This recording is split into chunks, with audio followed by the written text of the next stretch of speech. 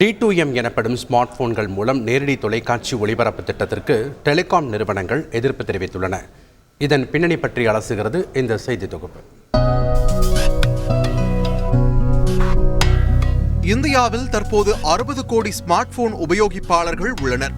Data விலை மிக குறைவாக 1 ஜிபியின் சராசரி விலை 14 ரூபாயாக உள்ளது. 4 நிறுவனங்கள் மட்டும் கொண்ட இந்திய டெலிகாம் துறையில் கடும் போட்டி காரணமாக லாப விகிதம் மிக குறைவாக உள்ளது. வோடபோன் மற்றும் BSNL நிறுவனங்கள் கடும் நிதி நெருக்கடியில் உள்ளன. இந்நிலையில் ஸ்மார்ட் போன்களில் நேரடி தொலைக்காட்சி ஒளிபரப்பு திட்டத்தை அனுமதிக்க மத்திய அரசு திட்டமிட்டுள்ளது. ஸ்மார்ட் போன்களில் FM ரேடியோ ஒளிபரப்பு செய்யப்படுவதைப் போல தொலைக்காட்சி ஒளிபரப்புகளும் நேரடியாக செய்ய வகை செய்யும் தொழில்நுட்பம் டைரக்ட் டு மொபைல் என்று அழைக்கப்படுகிறது. இதற்கு செல்போன் இணைப்பு மற்றும் இணைய வசதி தேவைப்படாது. ஆனால் செல்போன்களில் இதற்கான கம்ப்யூட்டர் சிப் ஒன்று கூடுதலாக பொருத்தப்பட வேண்டும். செல்போன் டவர்கள் அல்லது இதர டவர்களில் இதற்கான ஒளிபரப்பு கருவிகளை பொருத்த வேண்டும்.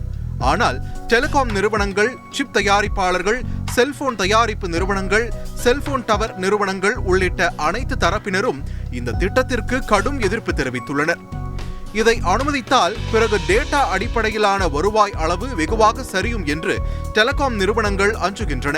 இதற்கான கம்ப்யூட்டர் சிப்பை பொருத்த செல்போன் ஒன்றுக்கு 2500 ரூபாய் அளவுக்கு கூடுதல் செலவாகும் என்று செல்போன் தயாரிப்பு நிறுவனங்கள் கூறுகின்றன.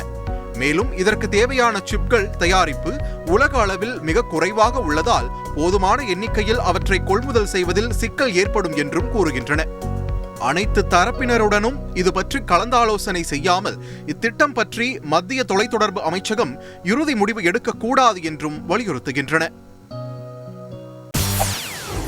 செய்திகளை உடனுக்குடன் தெரிந்து கொள்ள உடனே சப்ஸ்கிரைப் பண்ணுங்க.